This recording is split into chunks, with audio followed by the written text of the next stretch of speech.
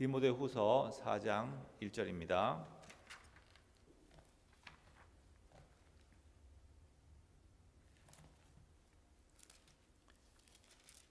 디모데후서 4장 1절부터 8절까지 말씀.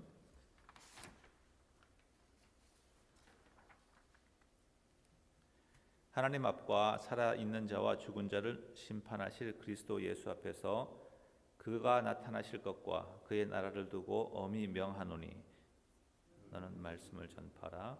때를 얻든지 못 얻든지 항상 힘쓰라.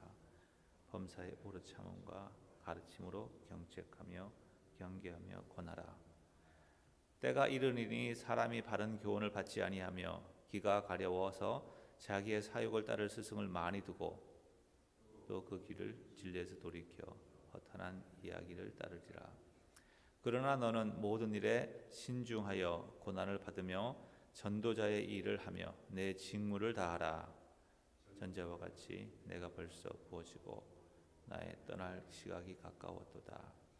나는 선한 싸움을 싸우고 나의 달려갈 길을 마치고 믿음을 지켰으니 이제 후로는 나를 위하여 의의 면류관이 예비되었으므로 주 곧 의로우신 재판장이 그날에 내게 주실 것이며 내게만 아니라 주의 나타나심을 사모하는 모든 자에게 도니라. 아멘. 당신은 산자입니까? 우리는 예수를 믿는다는 것에 대해서 어떻게 정의할 수 있겠습니까? 우리가 흔히 생각하는 교회 잘 출석하고 또 말씀 읽고 또 기도 생활하면 예수를 믿는 것이다 라고 생각할 수 있습니다. 맞습니다. 그런데 이것이 정말 예수를 잘 믿는 것인가, 예수를 믿는 것인가 라고 확정적으로 말할 수 있겠습니까? 만약 설교 시간에 목사님이 예수를 믿는 것이 이런 것입니다 라고 확정적으로 이야기한다는 것은 쉽지 않습니다. 성경이 어느 부분에서도 예수를 믿는 것은 이런 것입니다 라고 확정적으로 말한 구절이 없기 때문이죠. 그런데 사도 바울은 이제 이렇게 말합니다. 1절에서 하나님 앞과 그리스도 예수 앞에서 엄히 명한다.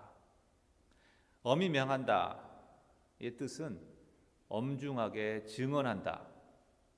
내가 평생 하나님을 따르고 또 복음을 위해 삶을 들여왔는데 나의 이해에 따라서 내가 아는 복음과 하나님 나라에 대한 이해에 따르면 이것이 바로 예수를 믿는 것이고 또 하나님의 뜻이다 라고 엄하게 내가 증언한다 이렇게 말하고 있습니다.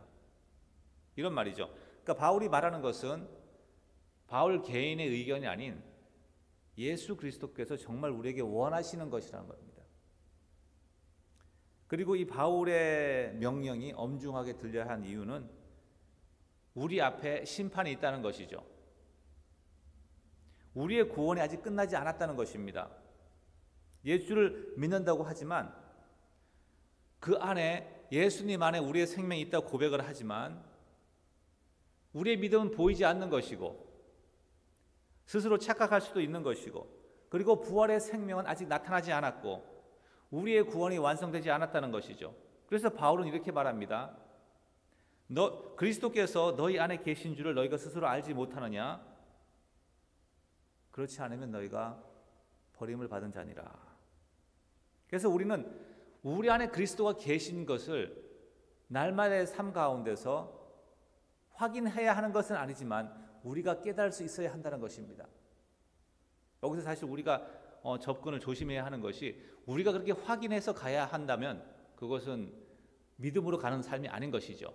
그러나 우리가 주님과 동행하는 삶 가운데서 주님을 느끼는, 경험하는 것이 필요하다는 것을 바울은 말하고 있습니다. 자, 오늘 디모데 말씀으로 가서 심판하시는 기준이 무엇입니까? 믿음이 있느냐 없는 자가 아니라 양과 염소를, 눈에 보이죠? 양과 염소, 살아있는 자와 죽은 자를 심판하신다고 하죠. 믿음은 눈에 보이지 않기 때문에 우리가 구분하기 쉽지가 않아요. 내 자신도 그렇고 다른 사람의 믿음에 대해서도 우리가 알 수는 없습니다. 그런데 살아있는 자와 죽은 자는 구분을 하죠. 살아있는 자는 움직입니다. 죽은 자는 아무것도 하지 않죠. 우리에게 참된 믿음이 있다면 그것이 삶으로 나타날 것이고, 그래서 주님 앞에 서는 그날에 우리의 삶이 보여주는 것이 믿음인지 불신앙인지 그것을 하나님께서 심판하신다 하는 것입니다. 그러므로 바울이 엄히 명하는 것은 산자의 삶을 살라는 것입니다. 그래서 너희가 정말 살아있다는 확신이 없으면 회개하고 돌이키라는 것이 바울의 메시지인 것이죠. 자, 그러면 산자와 죽은 자를 어떻게 구별하죠? 잠깐 말씀드렸지만 죽은 자는 움직임이 없습니다. 살아있는 자는 그 속에서 움직이는 것이 있습니다.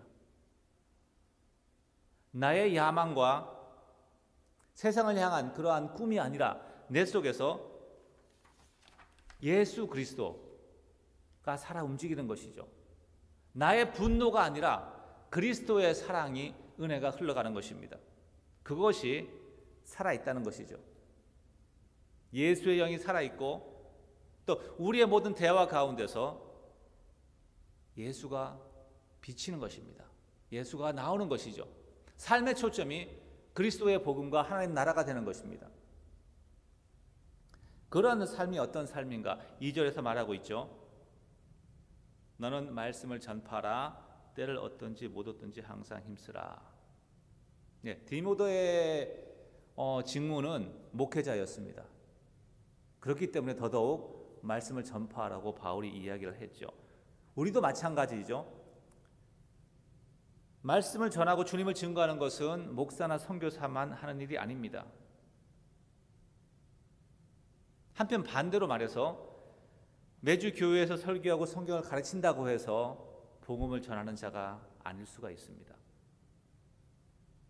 한편 매일같이 일터에서 일하고 지치고 피곤한 삶을 살아도 만나는 사람에게 짧은 5분의 대화 가운데 잠깐의 스쳐가는 그런 시간 가운데서 그리스도를 드러내고 전할 수가 있습니다.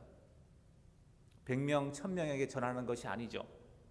1명, 2명, 가정 안에서 혹은 이웃과 짧은 대화 가운데서 그리스도가 나타나기를 바울은 원하고 있는 것입니다. 그러면서 오래 참음과 오래 참음으로 하라고 합니다. 2절에 보니까 왜 그렇게 하죠? 3절, 4절은 사실 이제 죽은 자가 어떤 사람인가를 보여주고 있어요. 사람이 바른 교훈을 받지 아니하며 귀가 가려워서 자기의 욕심과 야망을 채워줄 스승을 많이 두고, 듣기는 많이 합니다. 유튜브에서도 많이 듣죠. 많은 분들의 메시지가 있습니다. 자기가 원하는 것, 내가 듣고 싶은 말을 따라서 듣는 것이죠. 결국에는 그렇게 해서 이루어가는 것이 무엇이죠? 하나님 나라가 아니라 나의 나라를 이루는 것입니다. 그 결과 4절에서 그런 사람들은 진리를 돌이켜 허탄한 이야기, 거짓말을 따라간다, 우상을 따라간다라고 말하고 있습니다. 이것이 죽은 자의 삶이죠. 죽은 자입니다. 하지만 너는 그렇게 하지 말아라. 5절에서 이렇게 말합니다. 너는 모든 일에 신중하여. 여기서 신중하라는 뜻은 근신하고 절제하라는 의미가 가지고 있습니다. 직역을 하자면 술을 절제하듯이 여러 가지 탐욕과 즐거운 것들을 절제하고 맑은 정신을 가지라는 의미입니다. 그 얘기는 주님을 따라가기 위해서는 세상의 즐거운 것들 적절히 줄여야 하죠.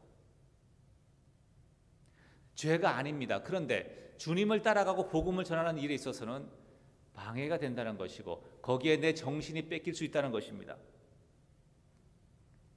저도 이 부분을 줄여야 됩니다. 이것이 산자의 삶인 것이죠. 복음 전파와 하나님 나라를 위해서 세상을 향한 끈들을 절제하고 끊어내는 것들. 그렇게 삶을 살았던 바울의 고백이 6절에서 8절에 있습니다. 전제와 같이 내가 벌써 부어지고, 전제는 드링크 오퍼링이라고 해서 이게 부음으로 드리는 제사입니다. 포도주를 붓듯이, 기름을 붓듯이 나의 삶의 모든 에너지와 나의 삶의 모든 생명을 하나님을 위해서 부어버렸다라고 바울은 말합니다. 믿음의 선한 싸움을 싸우고 나의 달력을 마쳤다. 그래서 바울이 소망하는 것이 이제부로는 나를 위하여 의의 면류관이 예비되어 있다는 사실. 우리가 호흡이 끊어지는 그날에 이런 고백을 할 수 있는 그런 은혜가 저와 여러분들의 있기를 원합니다. 무엇이 산자의 삶입니까?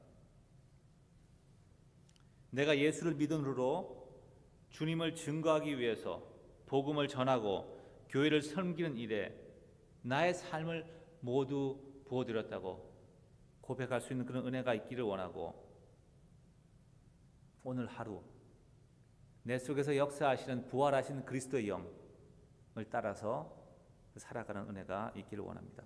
기도하시겠습니다.